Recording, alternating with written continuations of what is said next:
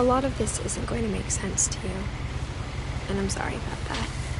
I'm just going to start at the beginning, with the house.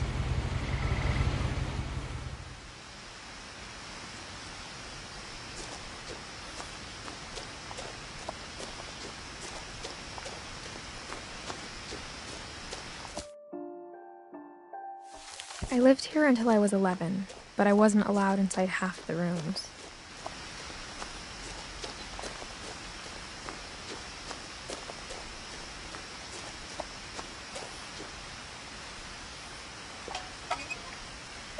Inside the mailbox were bills from 7 years ago, marked urgent, open immediately.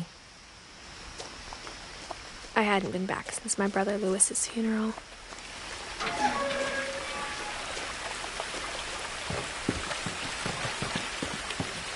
In her will, my mother left me a key but didn't tell me what it unlocked. Maybe she thought I'd know, or she thought that the mystery would be enough to bring me back.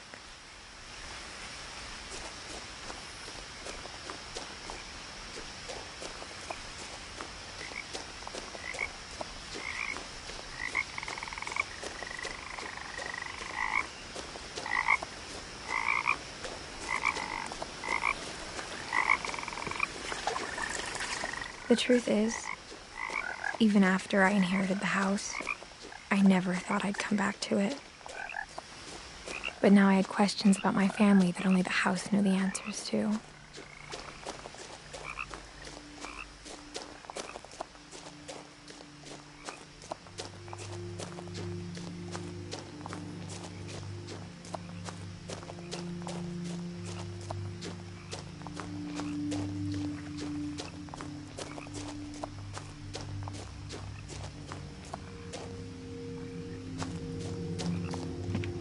The woods around the house have always been uncomfortably silent, as if they're about to say something but never do.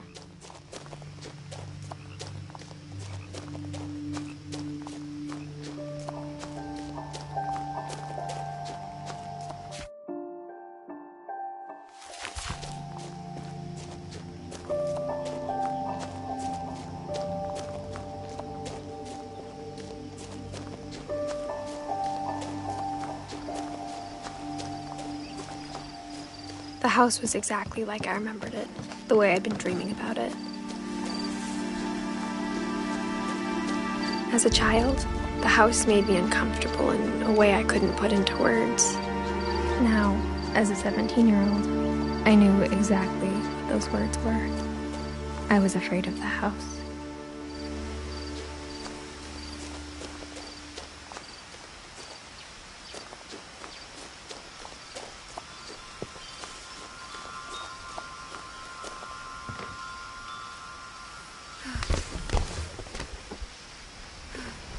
Crawling through the doggy door used to be a lot easier when I was 11.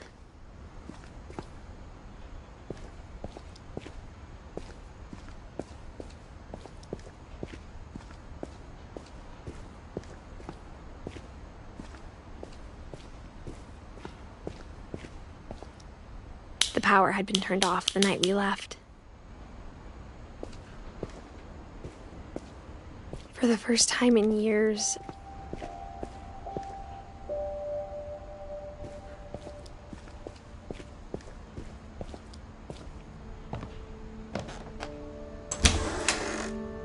I felt like I was home. But instead of a family, there were just memories of one.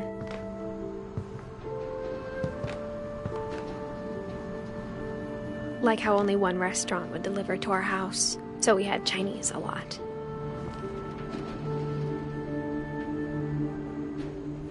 Or how after Louis started working at the cannery, we all got sick of eating salmon. Except our cat, Molly. The table was still a wreck from the night we left.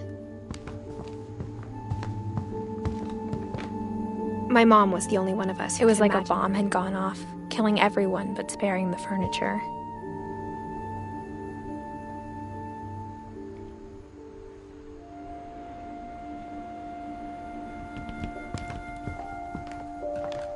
Nothing in the house looked abnormal. There was just too much of it, like a smile with too many teeth.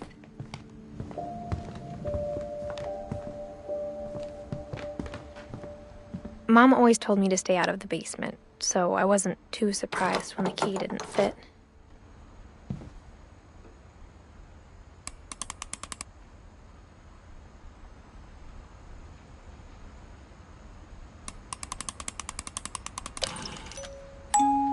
Great-Grandpa Sven built a music box for Barbara, along with the rest of the house.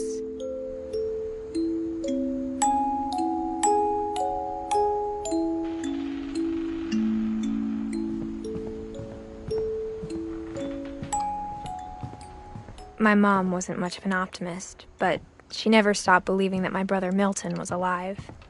A lot of things got left behind in the whirlwind of that last night.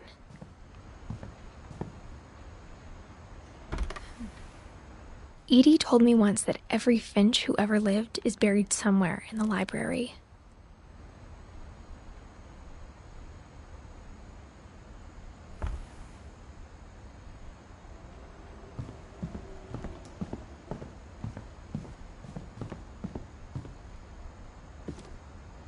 After Milton disappeared, Mom sealed up all the bedrooms. Then Edie retaliated and drilled peepholes. I spent a lot of time playing in Great Uncle Walter's room.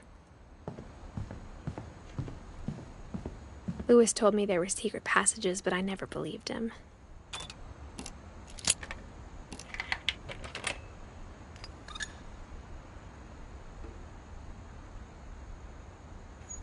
Turns out, my mom was really good at keeping secrets.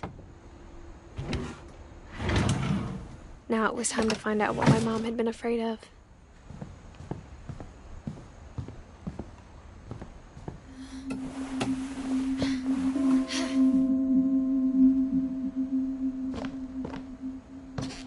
From the paintings on the wall, it was clear my brother Milton had been here before me. Reading this, maybe it sounds like I had a plan, but I had no idea what was behind that door.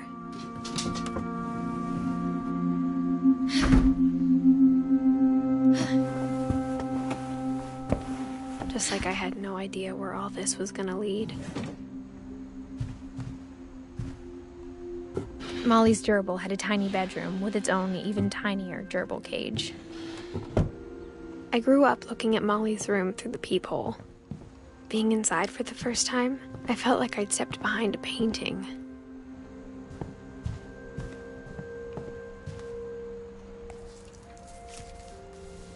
December 13th, 1947.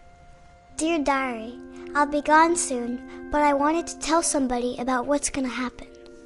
It started when Mom sent me to bed without dinner. I woke up and I was starving, so I looked around for something to eat.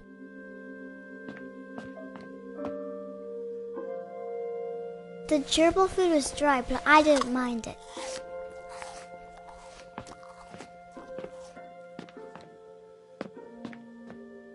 My Halloween candy was all gone.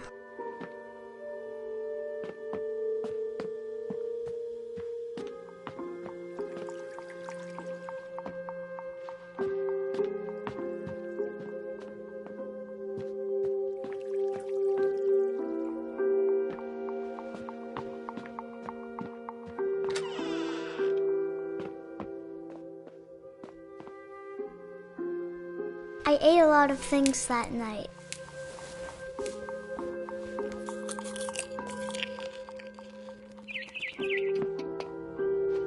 I kept eating and eating.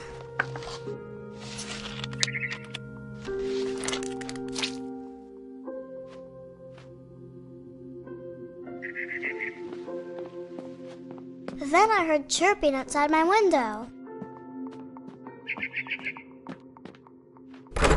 Mom, can I come out now? Sweetheart, it's late. Go to sleep.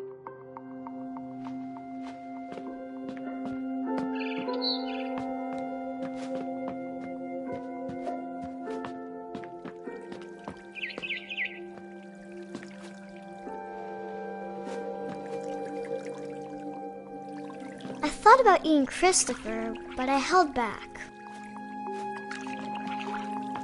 It was a barn swallow going back to her nest. I reached out for her.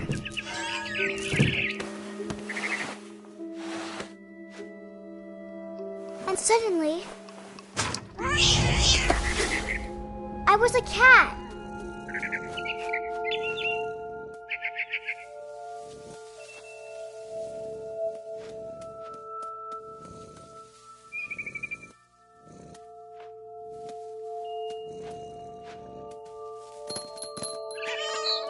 I tried to be quiet, but the bird was really scared.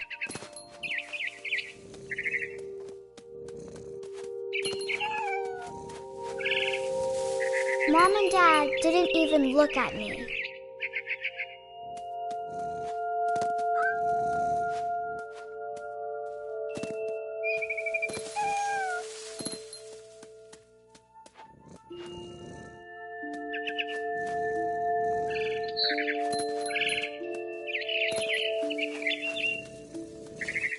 I jumped and I almost got her.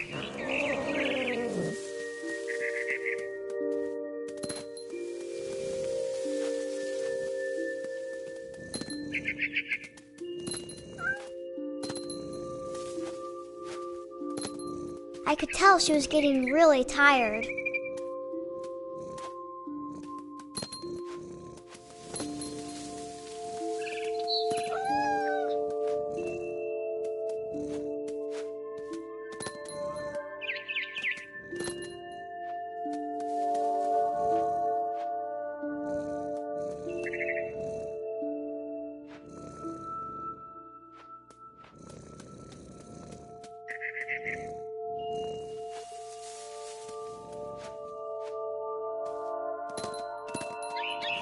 Now I was up in the big tree.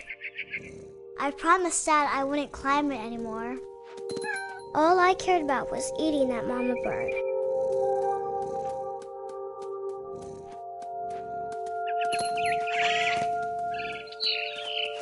I gobbled her up. And suddenly, I was an owl. First, all I heard was the wind. Then I heard little teeth nibbling in the grass.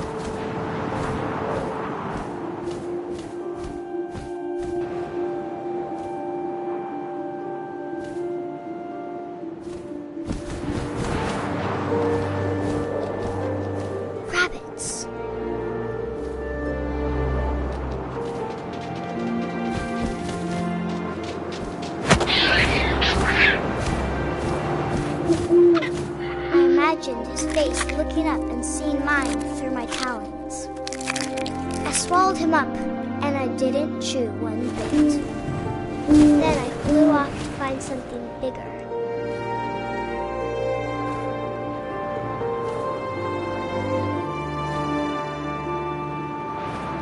A mama rabbit.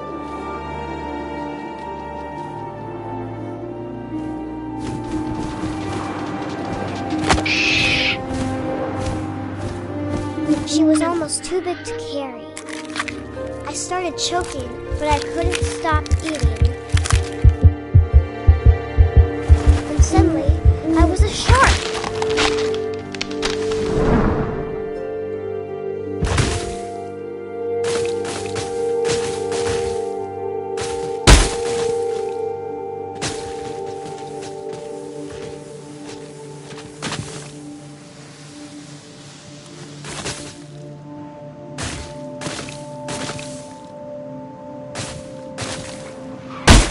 I rolled off the cliff and into the ocean. Now, I was hungrier than ever.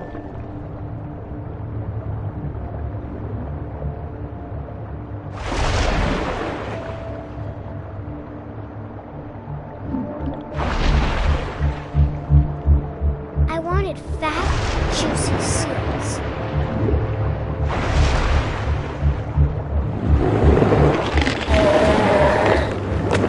Off her flipper, and it tasted really good.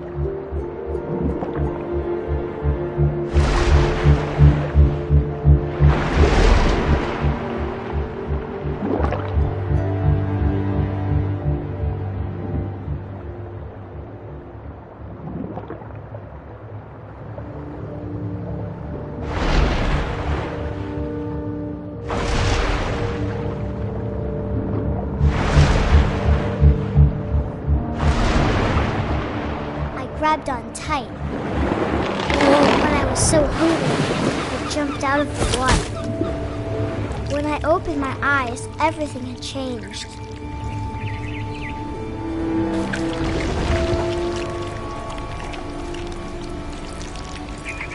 Now I was a monster, and I smelled people everywhere.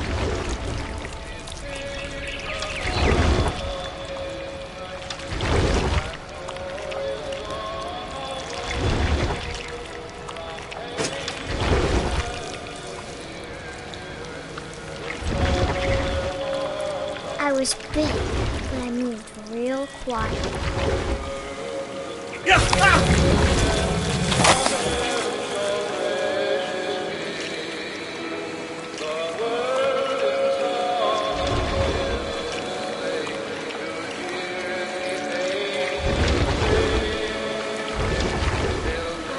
I wanted to stop, but also I didn't.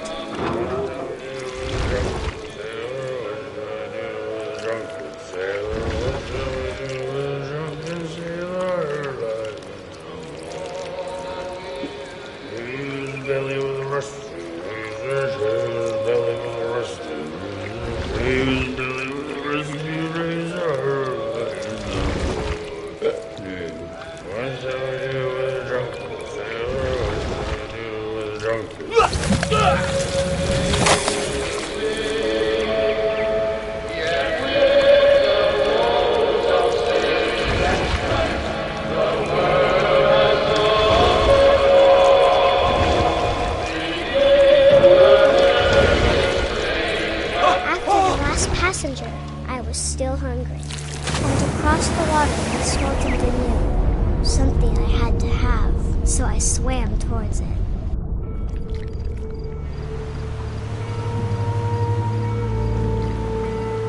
I slithered onto the sand, and the good smell went into an old pipe.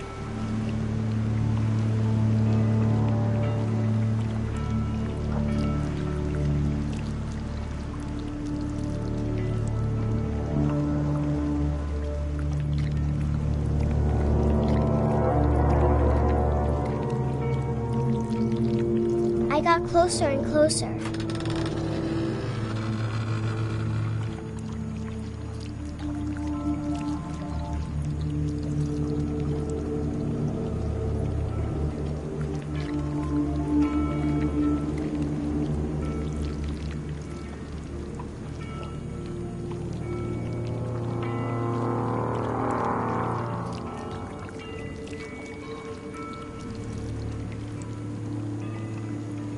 All of my stomach started growling.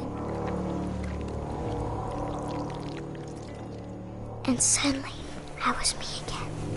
I held my breath for a long time, but I couldn't hear anything. I think it's waiting for me to fall asleep.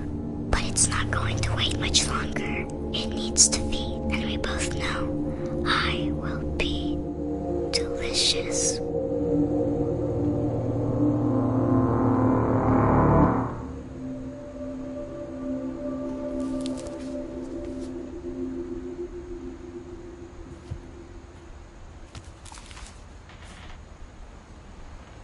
I'm not sure if I believed all of that, but I'm sure Edie would have.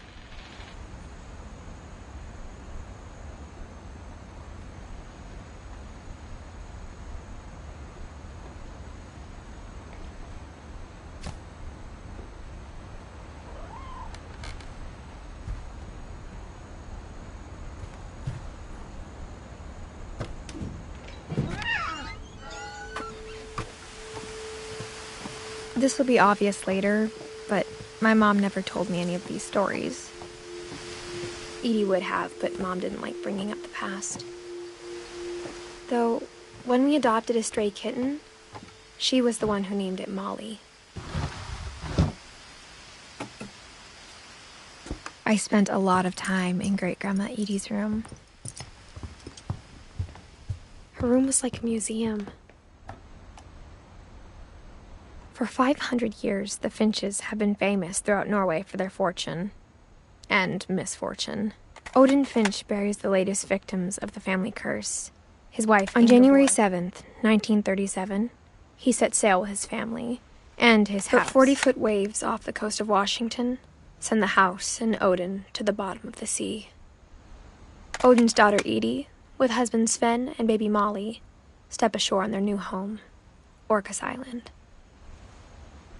Odin Finch is the first to be buried in the new family cemetery. His daughter Edie is already dreaming of a new Finch house.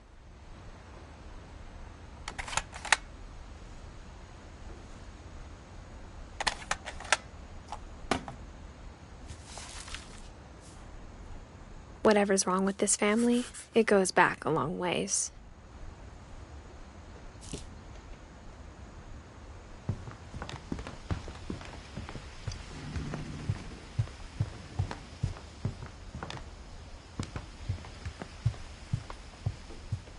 Even in her 90s, sometimes Edie seemed a lot younger than my mother.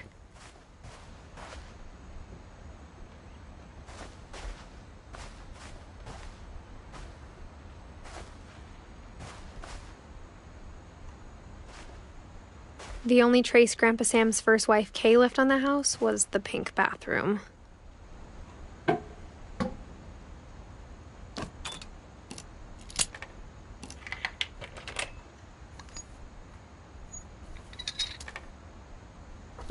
There's a secret in this bathroom. It's in the last place you would look. It isn't in the cupboard. It's hidden in this book.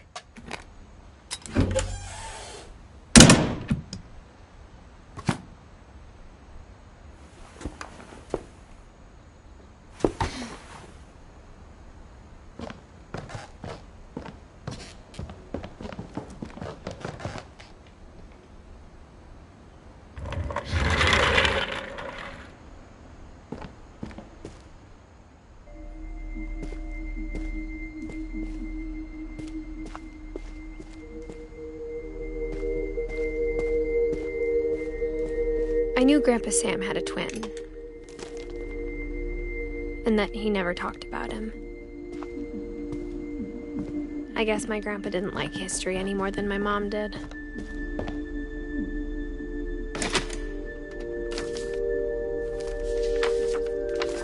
How I Want to Remember My Brother by Sam Finch. The thing I remember is that when he made up his mind, that was it. My brother said he'd die before he ate another mushroom, and he did. At Barbara's funeral, we swore we'd never be afraid again, and he wasn't.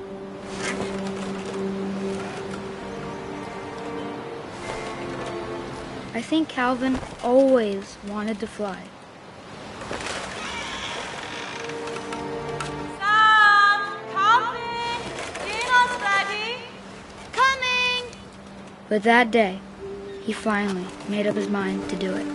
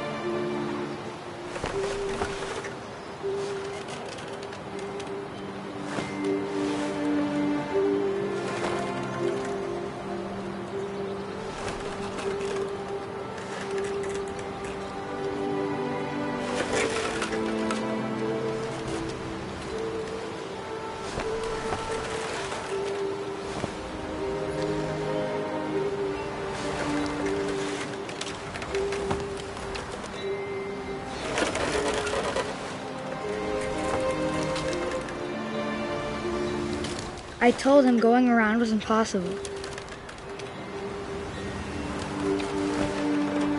Maybe if I hadn't said that.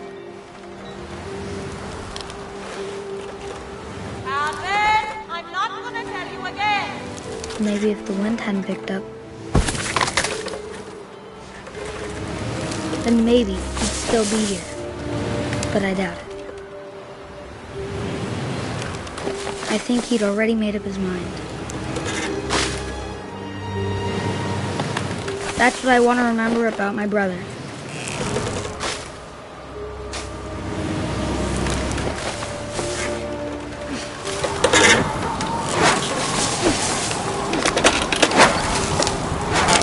The day he made up his mind to fly. And he did.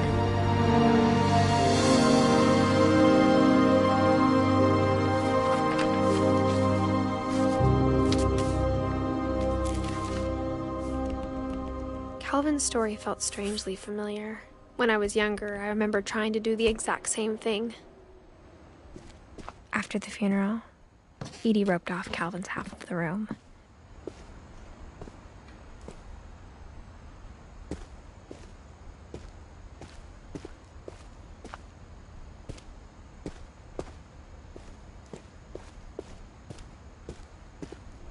Mom said Grandpa Sam enlisted at 18 and never set foot in the room again.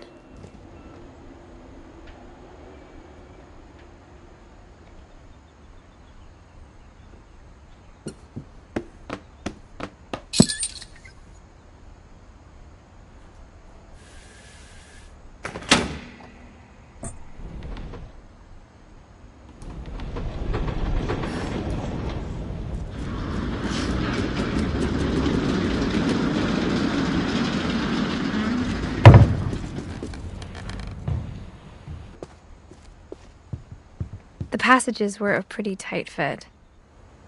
They'd obviously been built for smaller hands and bellies.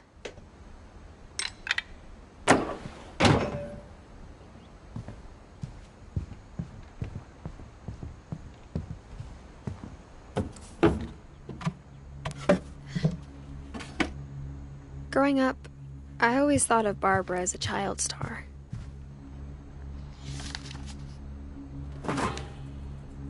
Of all the stories people wrote about Barbara's death, I'm surprised Edie saved this one.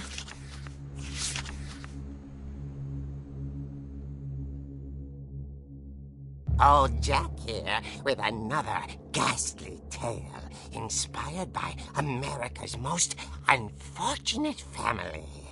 I'm calling it The Surprise Ending of Barbara Finch. As a child star, Barbara was famous for her scream.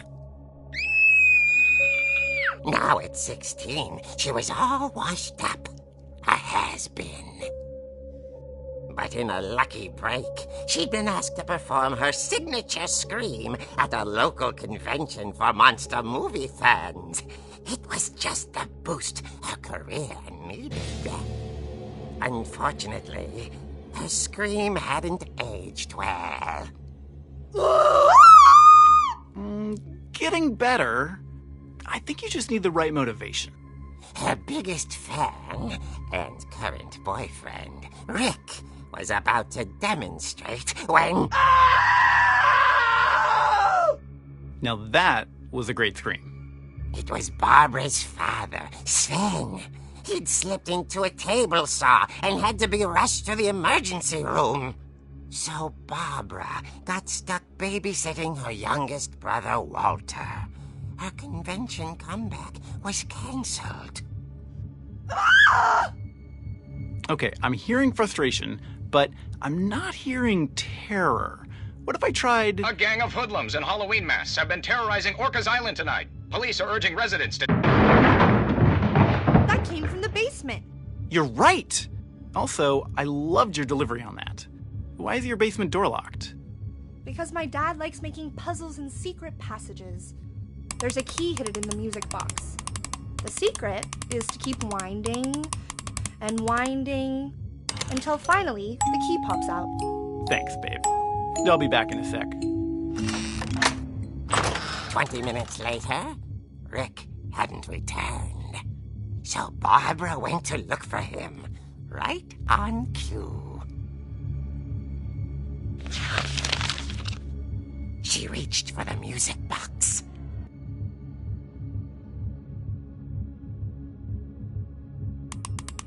And as she wound the key, she listened for Rick, but the house was silent.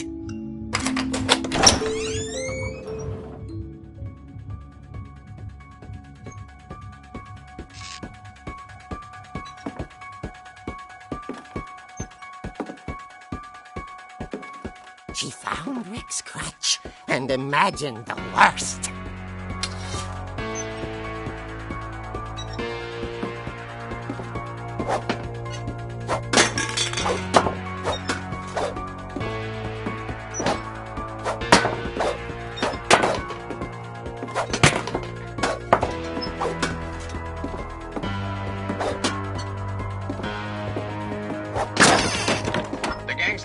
Infamous Hookman killer, Dr. Carl Hamill, who impaled and then ate his family 10 years ago tonight.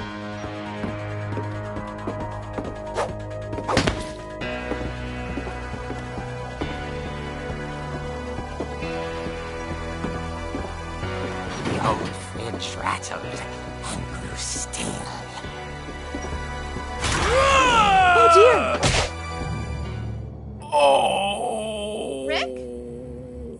Barb, relax. I was just trying to scare you to help you find your scream. Well, I'm not scared, Rick. I'm furious. Then act furious.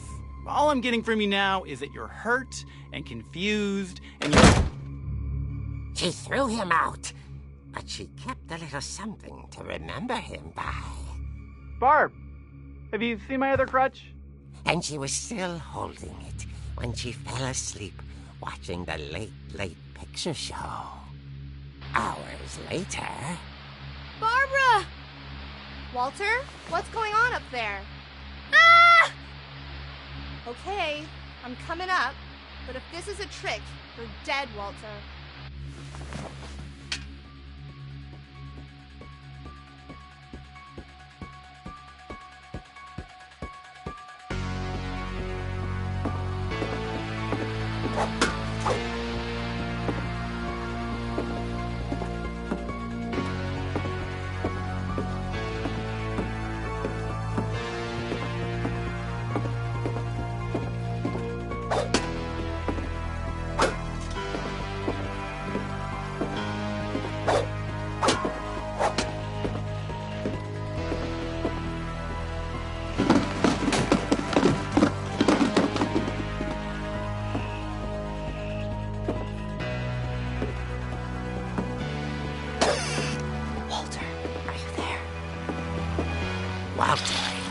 vanished, but his bedside radio was still on. Orcas Island police describe the man as 6 feet tall, with a steel hook for a hand. Residents are urged to lock all doors and windows and notify the police of any suspicious activity. Barbara turned, saw the hook man, and was speechless. He was quite smashing. And who he was, he couldn't get enough of Barbara. Okay, Barbara, there's gotta be another way out of here. That night, she played her part beautifully.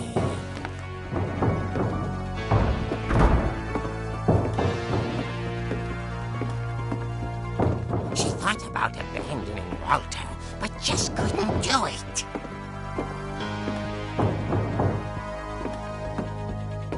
Molly's door hadn't been opened in years. The hinges groaned.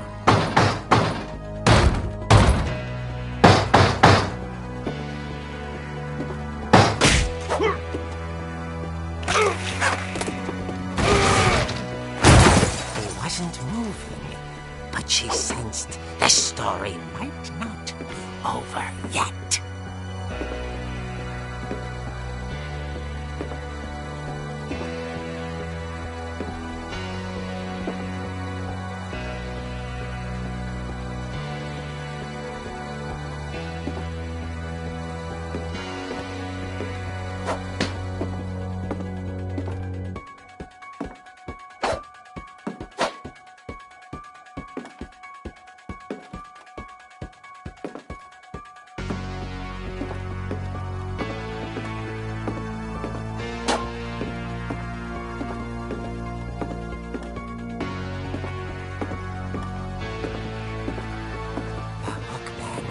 Vanished. She listened for his breathing, but all she heard was...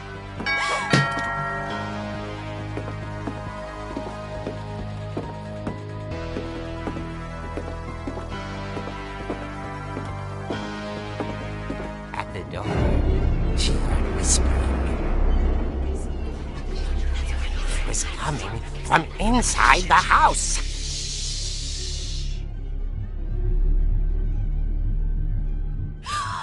Oh dear.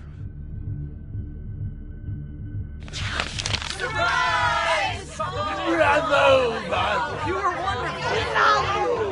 The monsters had come to surprise her. For Barbara, it was a dream come true. Then she saw what kind of monsters they were, and she realized what was about to happen. She was going to be famous. And with her final breath, Barbara Finch gave the performance of her life.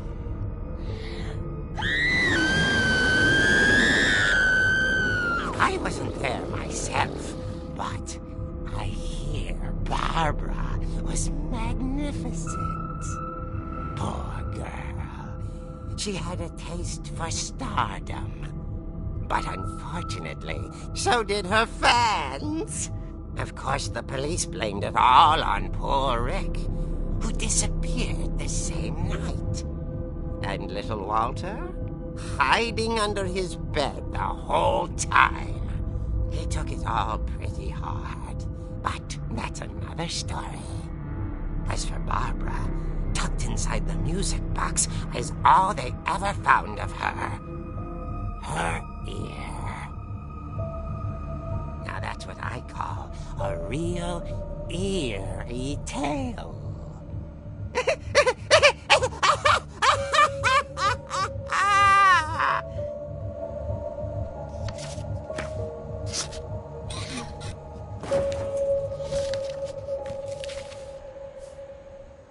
Edie told me all Barbara wanted was to be remembered, as absurd as that comic was. Maybe what Edie saw was a happy ending.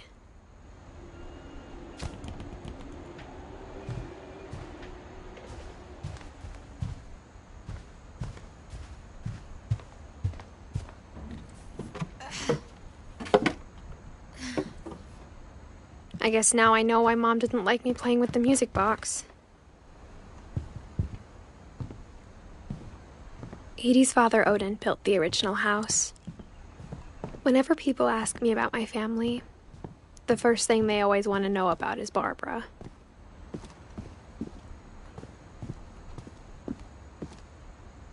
Mom must have locked the third floor stairs on the night we left.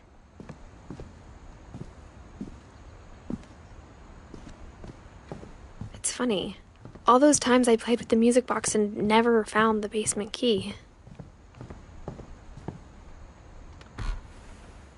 As a kid, I just assumed every house had peepholes and sealed rooms you weren't allowed inside of.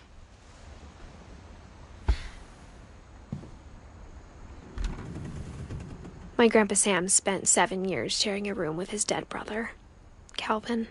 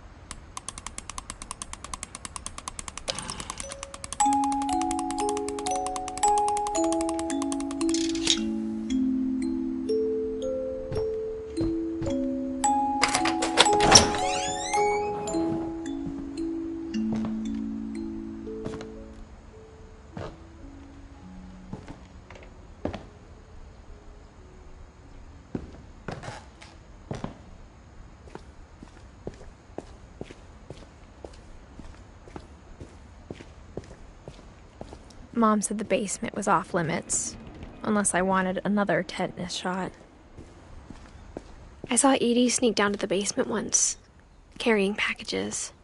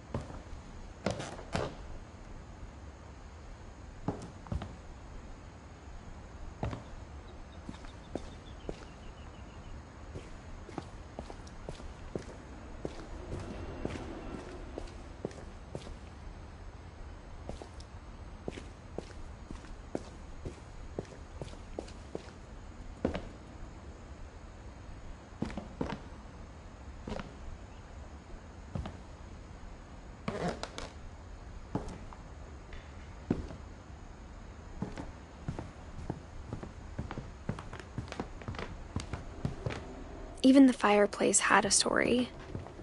Edie told me the bricks came from the original house, after it sank.